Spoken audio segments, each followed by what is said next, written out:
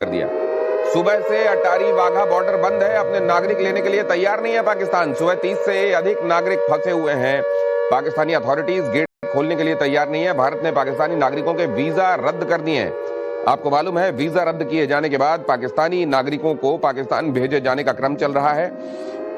Visa खत्म होने के बाद, रद्द किए जाने के बाद उनके पाकिस्तान निकल जाने की तारीख तो गुजर गई है और अब जो नहीं गए हैं उनको ले जाकर बॉर्डर पर छोड़ा जा रहा है, लेकिन उधर पाकिस्तान उनको लेने के लिए तैयार नहीं है।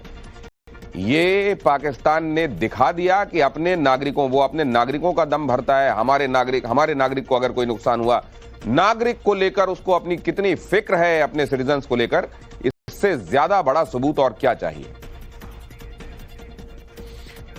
और पहलगाम में आतंकी हमले को लेकर एनआईए की जांच में एक बड़ा खुलासा हुआ है। सोर्सेज बता रहे हैं कि हमले को अंजाम देने के लिए 15 अप्रैल को ही पहलगाम पहुंच गए थे आतंकी। 2 दिन पहले यानी 20 अप्रैल को बैसरन घाटी में जाकर छिप गए थे। एनआईए ने 2500 संदिग्धों की पहचान की है, जिनमें 186 संदिग्धों को हिरासत में लेकर पूछताछ की जा रही है। और इस बीच कई ओवरग्राउंड वर्कर्स यानी आतंकियों के मददगार गिरफ्तार किए गए हैं और उन लोगों से सनसनीखेज खुलासे हो रहे हैं। 2500 संदिग्धों से पूछताछ चल रही है और इनमें से कईयों ने बड़े सनसनीखेज रेवलेशंस किए हैं। और ये एक बड़ा खुलासा आपके सामने हम कर ही रहे हैं कि 15 तारीख को ही अप्रैल की पहुंच गए थे वो इस हमले को अंजाम देने के लिए, और घटना से 2 दिन पहले 20 तारीख को वो बैसरन में जाकर छिप गए थे। आपको बताते हैं कैसे इस आतंकी हमले को अंजाम दिया गया। 15 अप्रैल को पहलगाम पहुंचे आतंकी। 3 जगहों पर आतंकी हमले के लिए रेकी की गई और 4 ओवरग्राउंड वर्कर्स ने पाकिस्तान के आतंकियों की मदद की। आरू घाटी, अम्यूजमेंट पार्क और बेताब घाटी टारगेट थे। सुरक्षा की वजह से बाकी 2 टारगेट्स उन्होंने छोड़ दिए। हमले से 2 दिन पहले बैसरन घाटी में छिपे और एनआईए जांच में 3 सैटेलाइट फोन्स होने के सबूत मिले हैं। 2 फोन्स के सिग्नल को एजेंसियों ने ट्रैक किया है। 20 ओवरग्राउंड वर्कर्स की भी एनआईए ने पहचान की है, जिन्होंने इस पूरे मामले में बड़ी भूमिका निभाई। और आज एनआईए के डीजी खुद मौके पर पहुंचे हैं और आतंकी हमले की जांच की निगरानी की है उन्होंने।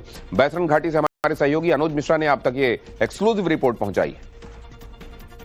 पहलगाम के बैसरन घाटी के अलावा आतंकियों के निशाने पे 3 और जगह थी। ये तीनों जगह पहलगाम में ही थी और तीनों जगहों पर काफी संख्या में पर्यटक जो हैं वो जाते हैं। आतंकी 15 तारीख को पहलगाम पहुंच जाते हैं और पहुंचने के बाद सबसे पहले वो अम्यूजमेंट पार्क की रैकी करते हैं। एक आतंकी यहाँ पर आता है, वो बाकायदा रैकी करता है, लेकिन यहाँ पर एस्केप करने के लिए यानी यहाँ से भागने के लिए उन्हें सही जगह नहीं मिलता है। और उसके पीछे की वजह जो है वो साफ तौर पर देखा जा सकता है, क्योंकि जो पार्क है वो सड़क से सटा हुआ है और ये ऐसा सड़क है जहां पर अमूमन गाड़ियां जो हैं वो आती जाती रहती है और यहाँ से चंद कदमों की दूरी पर ही पुलिस स्टेशन है। इतना ही नहीं, यही रास्ता जो है वो आगे आरू वैली और बेताब वैली की तरफ जाता है, यानी सड़क से सटा हुआ ये दोनों जगह था।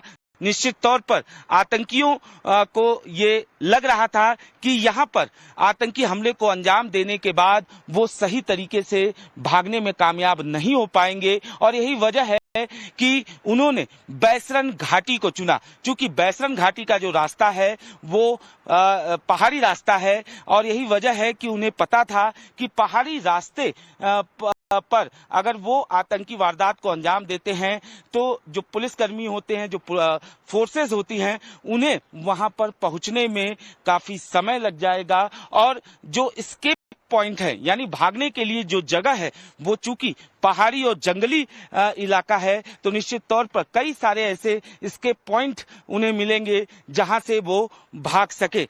निश्चित तौर पर तस्वीरों के जरिए भी देखा जा सकता है कि पहाड़ी रास्ता जहां अमूमन आम आदमी का चलना काफी मुश्किल होता है, घोड़े से लोग जो है बैसरन घाटी की तरफ जाते हैं। ऐसे में एस्केप करने के लिए उन्हें निश्चित तौर पर ये जगह सबसे ज्यादा सुरक्षित लगी। ऐसे इलाके इन्हें सबसे ज्यादा सुरक्षित लगे ताकि वारदात को अंजाम देकर वो आसानी से फरार हो सके। और यही वजह थी कि 2 दिन पहले वो बैसरन घाटी पहुंचते हैं। उसके बाद सबसे पहले रैकी करते हैं और रैकी करने के बाद वो एस्केप पॉइंट ढूंढते हैं। एस्केप पॉइंट यानी जहां से वो भाग सके और वारदात को अंजाम देने के बाद पुलिस फोर्सेस जो हैं उनको भी पहुंचने में समय लगे, इसी वजह से वो बैसरन घाटी को चुनते हैं। निश्चित तौर पर बाकी जो 3 लोकेशन थी वहां सिक्योरिटी भी काफी ज्यादा थी, जिसकी वजह से वो उसका प्लान ड्रॉप करते हैं और फिर वो बैसरन घाटी पहुंचते हैं। निश्चित तौर पर बैसरन घाटी चूंकि पहाड़ी एरिया, पेड़ कई सारे, और यही वजह थी कि उन्हें पता था कि यहाँ से वो आसानी से एस्केप कर सकते हैं, आसानी से भाग सकते हैं। इतना ही नहीं, जांच के दौरान जिस तरीके से ये बात सामने आई कि कैसे ये आतंकी सैटेलाइट फोन का इस्तेमाल कर रहे थे, एक खास कम्युनिकेशन डिवाइस का इस्तेमाल कर रहे थे जिससे वो चैट जो है वो शेयर कर सके बिना सिम का इस्तेमाल किए हुए और उन्हें पकड़ा न जा सके। तो पूरी तरीके से प्लानिंग स्ट्रेटेजी आतंकियों के द्वारा तैयार की गई। न सिर्फ वारदात वाली जगह 2 दिन पहले पहुंचना, वहां की रैकी करना, इसके पॉइंट तलाशना और उसके बाद वहां वारदात को अंजाम देने के बाद वहां से फरार हो जाता है। जांच में पता चला है कि आतंकियों के पास अल्ट्रासेट कम्युनिकेशन सिस्टम था। ये किस तरीके का सिस्टम होता है वो भी आपको जानना चाहिए। चीन में बना ये रेडियो कम्युनिकेशन डिवाइस है।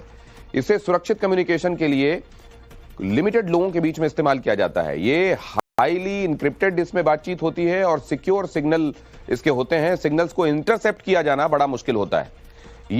इसका इंटरसेप्शन बड़ी चुनौती होती है सुरक्षा बलों के लिए और इसी तरह के फोन का इस्तेमाल इन दिनों किया जा रहा है। ये चाइना से बने हुए फोन हैं। लिमिटेड लोगों के बीच में इसका बातचीत के लिए इस्तेमाल होता है। जैसे वॉकी टॉकी समझ लीजिए, जिस तरीके से होती है उस तरीके का ये एक तरीके से कम्युनिकेशन डिवाइस है। लेकिन ये इंटरसेप्ट नहीं हो पाती इसमें बातचीत। ये एक बड़ा चैलेंज है। पहलगाम आतंकी हमले पर एक और बड़ी खबर, सुरक्षा एजेंसियों का बड़ा एक्शन। जम्मू कश्मीर में कई जगहों पर छापेमारी, हुर्रियत जमाते इस्लामी समर्थकों के यहां छापा।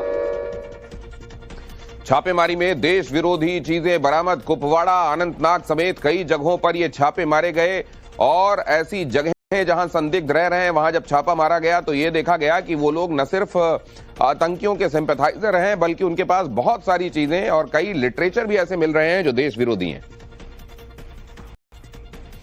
जम्मू कश्मीर के पहलगाम हमले के बाद सुरक्षा चाक चौबंद है। टूरिस्ट की सुरक्षा के लिए कड़े इंतजाम किए गए हैं। सड़कों पर सुरक्षा जांच को बढ़ाया गया है। दक्षिण कश्मीर में खास तौर पर सुरक्षा को कड़ा किया गया है। जम्मू श्रीनगर हाईवे पर सुरक्षा को बेहद कड़ा किया गया है। पहलगाम में हुए आतंकी हमले के बाद कश्मीर घाटी में सिक्योरिटी फोर्सेस को हाई अलर्ट पर रखा गया है। हम इस समय श्रीनगर जम्मू शफीक आपको ये एक्सक्लूसिव तस्वीरें दिखाएंगे। श्रीनगर जम्मू राष्ट्रीय राजमार्ग पर खासतौर पर दक्षिणी कश्मीर के इलाकों में इस तरह के फ्रिस्किंग ऑपरेशन जो है वो अंजाम दिए जा रहे हैं। सीआरपीएफ और जम्मू कश्मीर पुलिस के जवान